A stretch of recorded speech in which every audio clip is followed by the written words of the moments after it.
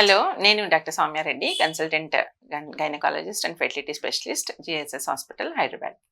So one of the complications in ప్రెగ్నెన్సీలో ఒకటి thyroid problem అనమాట. థైరాయిడ్ ప్రాబ్లం అంటే ఏంటంటే అది ఉండవలసిన థైరాయిడ్ హార్మోన్ ఉండవలసిన దానికన్నా తక్కువ ఉండడం కానీ ఎక్కువ ఉండడం కానీ. తక్కువ ఉంటే హైపోథైరాయిడిజం అంటాం, ఎక్కువ ఉంటే హైపోథైరాయిడిజం అంటాం. రెండు కూడా తల్లికి కానీ బిడ్డకి కానీ మంచిది కాదు. సో దానివల్ల కొన్ని కాంప్లికేషన్స్ వచ్చే అవకాశం ఉంటుంది. సో మనం ఇప్పుడు హైపోథైరాయిడిజం హైపో అంటే తక్కువ ఉండడం అనమాట, హార్మోన్స్ ఉన్నదానికన్నా తక్కువ ఉండడం.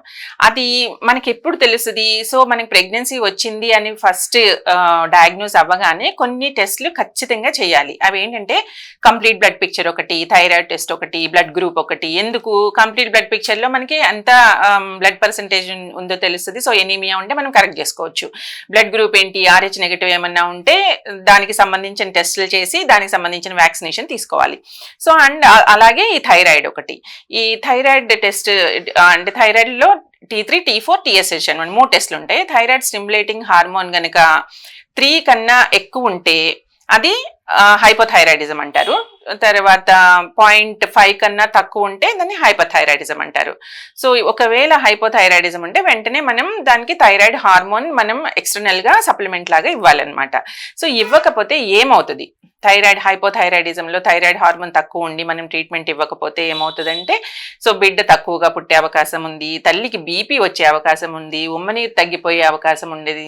అండ్ మోస్ట్ ఇంపార్టెంట్ ఏంటంటే పుట్టే బిడ్డకి IQ తక్కువ ఉండే అవకాశం ఉంటుంది. సో మనకి ప్రెగ్నెన్సీ పాజిటివ్ వచ్చిందని తెలియగానే కంపల్సరీ చేయాల్సిన టెస్ట్ థైరాయిడ్ TSH టెస్ట్ అనమాట.